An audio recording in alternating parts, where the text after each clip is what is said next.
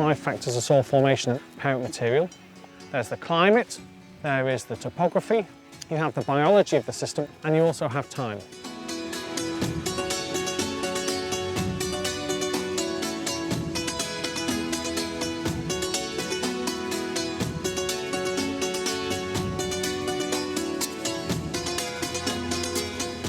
So the idea of the exercise today really is to have a look at the soils along the classic Catena sequence in North Wales, which runs right from the coast here all the way up to the mountain tops. And essentially the Catena sequence is an altitudinal sequence of soils which, basically as you go up in altitude you have changes in climate but also changes in geology.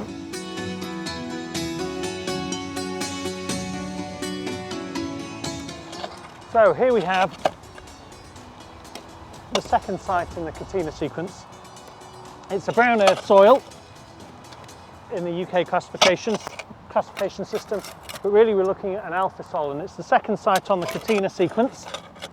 You can see from my digging ability here that it's quite tough going as we're going through the sort of stony layer. This soil is widespread throughout the world.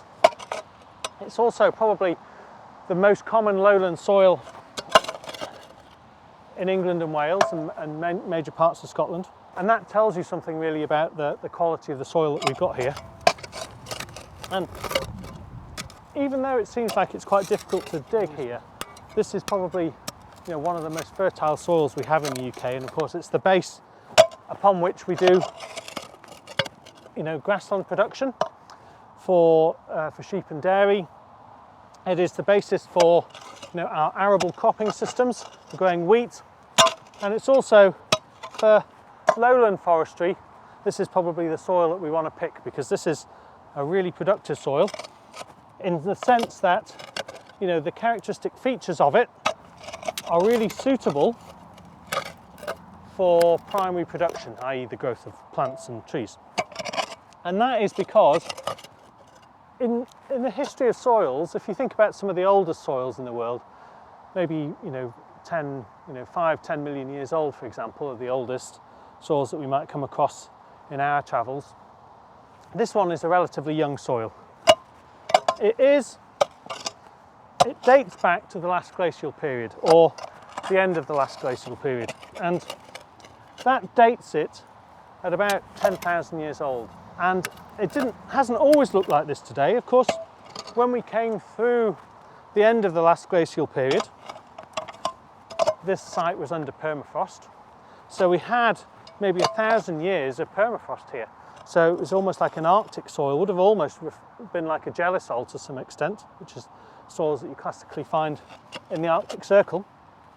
But over time, during that 10,000 years, we've warmed up, the climate's warmed. The vegetation has changed from an Arctic tundra vegetation at the end of the last glacial period and essentially developed into a woodland. So the whole of the lowland, England and Wales was under woodland. We then came along, 1,000 years or so ago and decided that although woodland was really, beautiful, we didn't make much, we couldn't make much of a living, and we certainly couldn't grow sheep and cows and crops in woodland, so we chopped the woodland down and converted it to this grassland. So the topsoil here you can see is not very stony, but certainly as we head towards the subsoil here in the lower depths, we can see that there's a large abundance of stones. And one of the critical features about this when we look at this soil profile is that not all stones are the same. So if we just take one of these stones, this one here for example, out of the soil profile, you can see that this one has got rounded edges to it, and that is a diagnostic feature of this soil in the sense of its origin. So we know it's 10,000 years old, but what we can see from these rounded stones is that that one has been in the bottom of a glacier. So it's been rolled around under the bottom of a glacier, and it's basically been washed out in the glacial till, which is what we've got here, this glacial outwash plain in the low-lying regions. And not all these stones are the same chemistry. So we've got some stones that are rhyolite, we've got some stones that are microdiorite, we've got some shales and other things. And what we can see in this soil is that the hard acid igneous rocks like these rhyolites and microdiorites, are still almost as they were 10,000 years ago when they came out from underneath the glacier. And then you've got these other stones, like the shales and things, which have actually broken down into this beautiful, fine structure here, which we would call a crumb structure. So what we've got in this soil is actually a whole mass of different rock types, all leading to this development of this soil. Igneous rocks and largely sedimentary rocks, and a few metamorphic rocks from shales that are in the local district. But essentially the glacier has collected all the different rock types up and dumped them here, and the soil has been developing in situ for 10,000 years.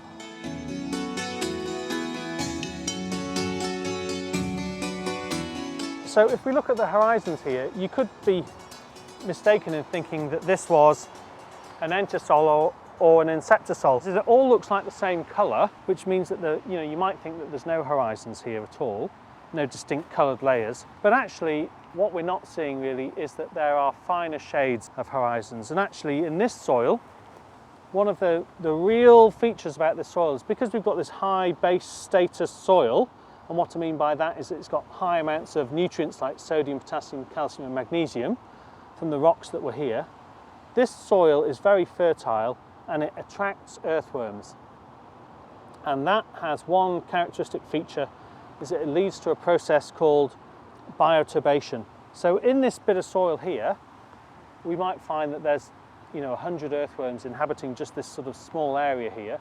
And they are continually moving the soil, working the soil, and our estimate is that all of this soil, all of the smaller, this fine material, all of that goes through the front end and then out the back end of an earthworm every 2 to 3 years. So this whole soil is essentially just earthworm feces, and that is what we're seeing here. We're looking at this beautiful crumb structure. This one has huge amounts of airspace in it that gives it this beautiful structure. And it's freely draining. You can see that there's no water table at the bottom here. And that aeration allows roots to penetrate to depth. So this is a grassland soil. The roots might penetrate up to about 1 metre. And what they're doing is scavenging water and nutrients from depth and bringing them to the surface.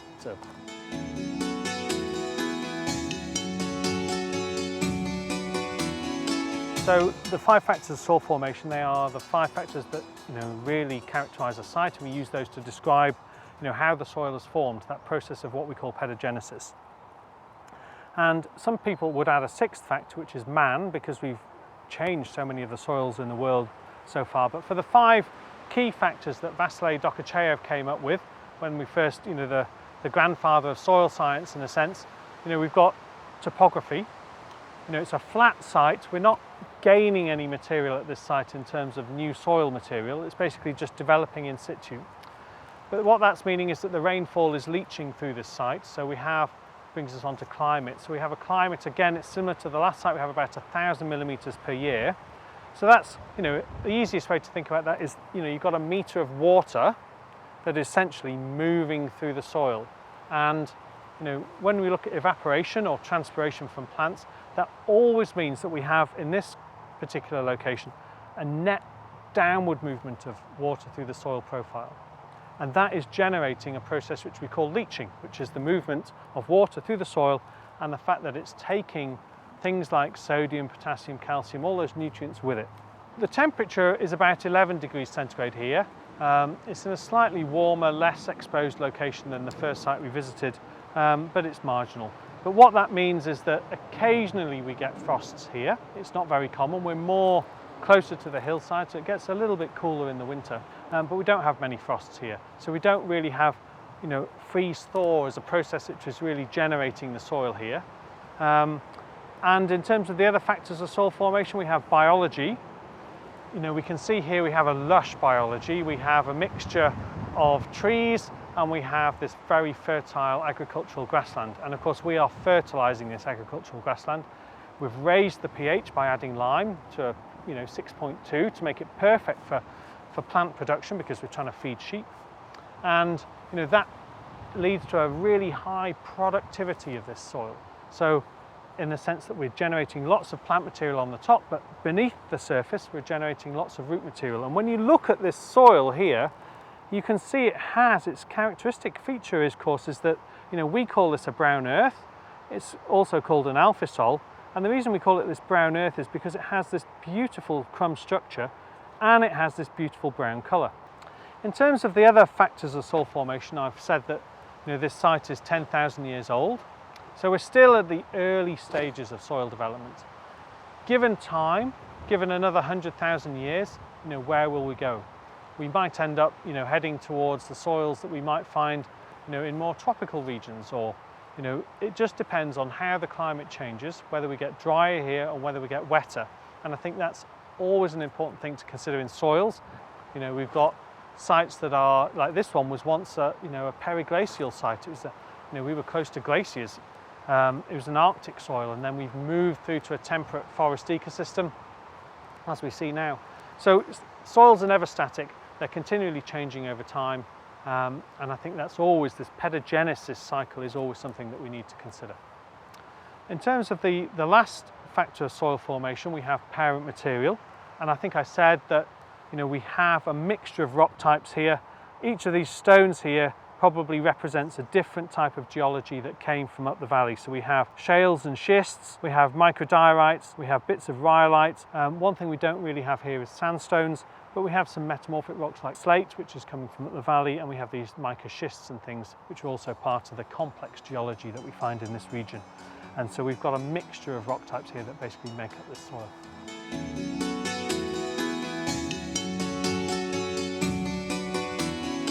Okay, so here we are. We've dug a second hole, just slightly away from the trees now. We're in the middle of the grassland area. And what we're going to do is just do the classic soil quality testing that we've done at some of the other sites along the Katina sequence. And we've got some soil here. First of all, you know, we can measure the moisture content. So use the soil over here. So we're getting a reading of about 18%, which is perfect really for agricultural productivity. And what that means, so how do we interpret that value, is saying 18% of the soil volume is made up of water. So consequently, you know, we have 32% which is made up of air, and approximately 50% which is made up of mineral material, and that's like the perfect balance that we need for a productive soil. So the moisture content value is absolutely spot on for this sort of productivity system. We can also measure the salt content like we did at the last site. So again, we would literally, you know, take a 50 milliliter tube here, put about 10 grams of soil in here, like that. Add some distilled water, normally a 1:1, so 10 mils of water, or 25 mils, or 1 to 2.5. We're using 1 to 25, so we're up to the mark. We're shaking it up for a period of time. Normally we would let this go for at least 5 minutes in the field, but here we're just, you know, going to do it, take a shorter period. We're going to put that one to one side, and we'll look at that later if we have time. But here we've got one that we essentially prepared earlier. So this one should be now at equilibrium. It's had time for the distilled water to essentially take on the pH and the salt content of the soil. So first of all, what we're going to do is use the electrical conductivity meter. So we're going to, again, we just put this into the solution, and it measures the amount of conductivity that passes between two electrodes.